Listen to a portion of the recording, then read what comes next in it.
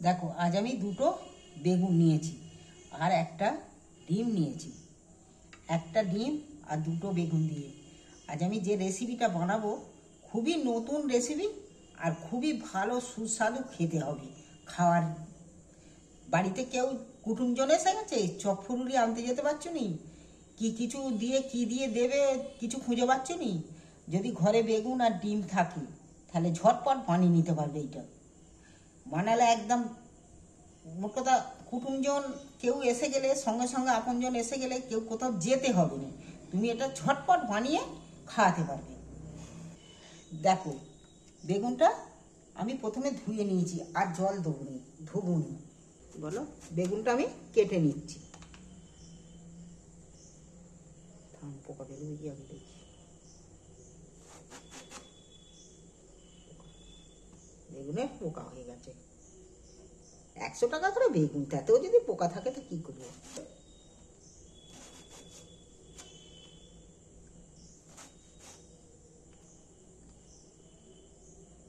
আমি এইভাবে সরু সরু করে বেগুনটা এইবার ভালো বেরিয়েছে। আবার এর ভেতরে কি আছে এখনো জানিনি।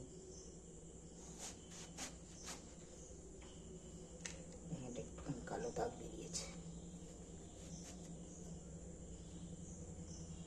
এখন দামের জিনিস আর ভালো জিনিসও নয়। না, দাম মানে আকাশ ছোঁয়া দাম।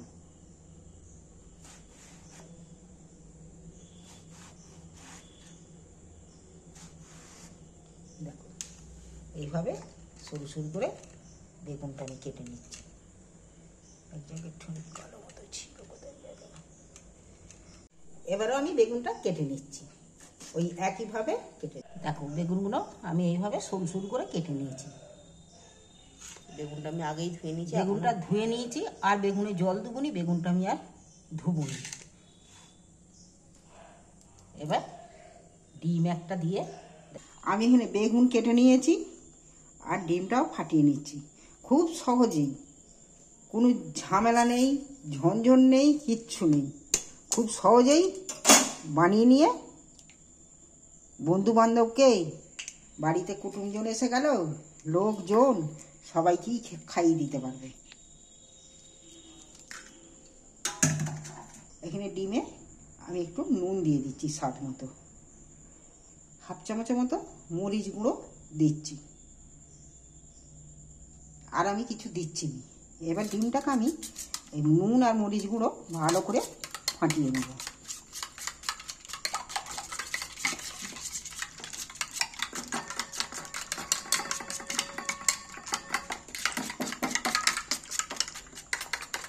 এই রেসিপিটা বানাতে বেশি সময়ও নেবে নেই, 2-3 মিনিট 5 মিনিট সময় নেবে।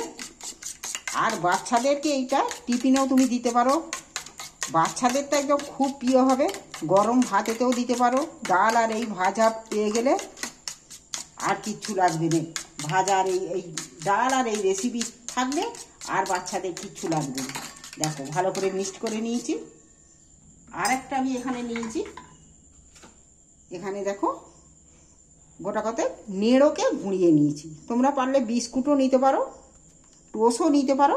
আমি এখানে নেড়োকে মিক্সারে গুঁড়িয়ে ভালো করে গুঁড়িয়ে নিয়েছি।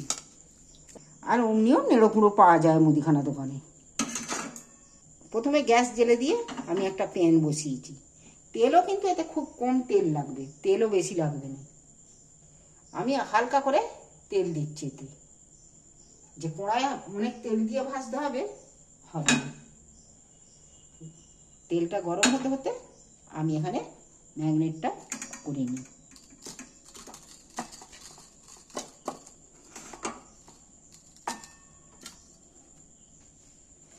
তবে ডান হাতটা ভিজে যাবে বলে আমি ডান হাত ব্যবহার করছি না, দুটো হাতই আমি এখানে ব্যবহার করছি।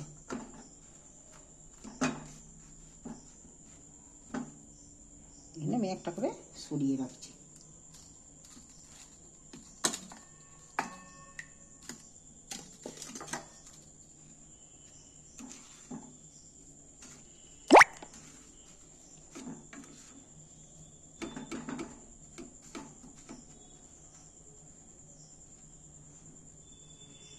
তেলটা গরম হতে হতে আমি এখানে ম্যাগনেটগুলো করে নিই।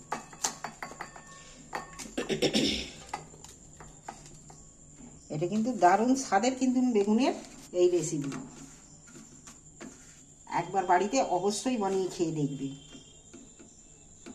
আর ছেলেদেরকে খাইয়ে একবার দেখো।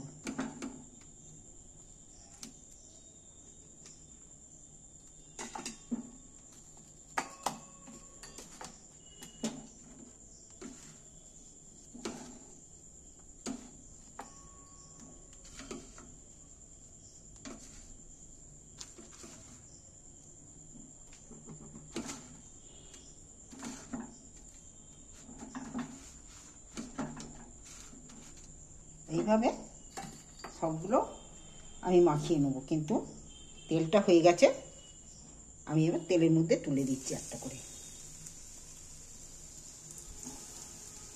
তবে এটা যখন ভাজবে তখন একটু কম আঁচটা একটু কমিয়ে দিয়ে ভাজতে হবে।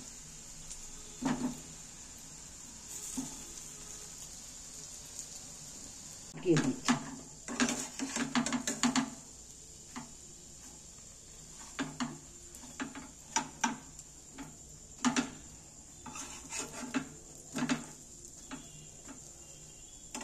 তবে এটা ভাজতে গেলে একটু হালকা আঁচে ভাজবে, গ্যাসের ফ্লেম কমিয়ে দিয়ে।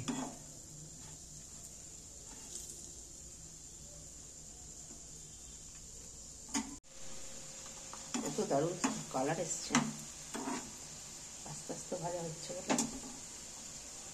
গ্যাসের ফ্লেমটা কমিয়ে দিয়ে ভাজছি বলে এইটা করে দুটো করে পাতে পড়লে পরে দেখবে ছেলেদের খুশি হবে।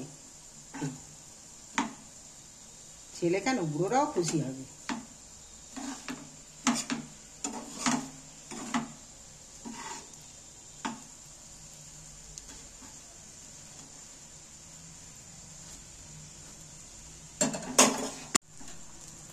দেখো উল্টো পাল্টে আমার একদম লাল লাল করে মচমচে করে ভাজা হয়েছে।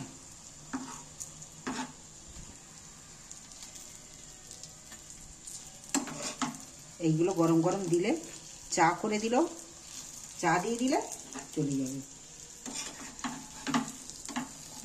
দেখো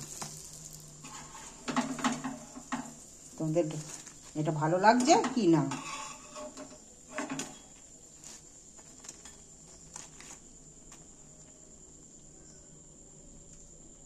এবার বাকিগুলোও দেবো, পরিষ্কার করি। দাঁড়া, আমি ফের হালকা করে তেল দিচ্ছি। তেল কিন্তু এটা আমি বেশি দিচ্ছি।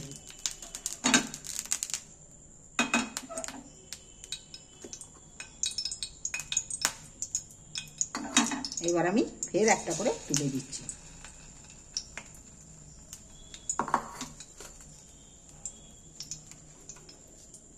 মাখানো দেখাবো, মাখানো বলে দেখাতে হবে, ফসে গেছে।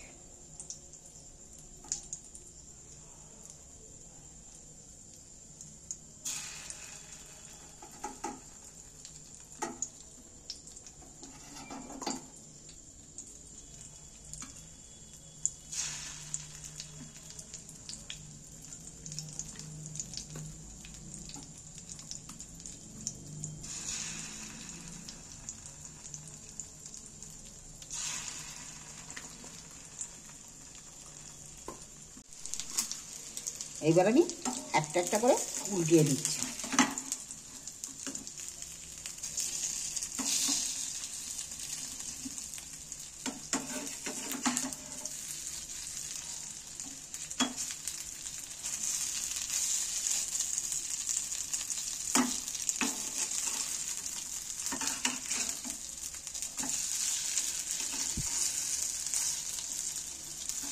একটা মাথায় খেয়াল রাখবে, গ্যাসের ফ্লেম কিন্তু সবসময় কম দিয়ে রাখবে।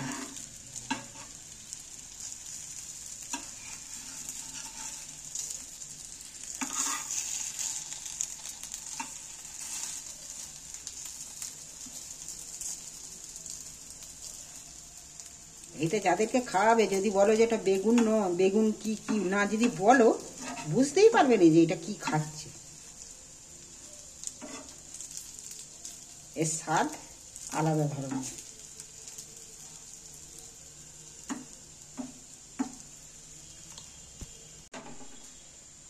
দেখো এগুলো ভাজা হয়ে গেছে, আমি তুলে নিচ্ছি, উল্টো পাল্টে ভেজে নিয়েছি। তোমাদের এই রেসিপি যদি ভালো লেগে থাকে, তোমাদের যদি এই রেসিপি ভালো লেগে থাকে, চ্যানেলটা আমার অবশ্যই সাবস্ক্রাইবার করে দিও,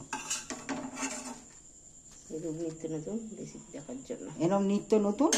কিন্তু দুটো বেগুন ভাজলে তোমার কিন্তু এতটা হতো নি, কজনকে দেবে পাতে। এইটা দিলে একটা দারুণ স্বাদের রেসিপি, অবশ্যই বানিয়ে খেয়ে দেখে ভালো লাগলে চ্যানেলটা আমার অবশ্যই সাবস্ক্রাইবার করে দিও।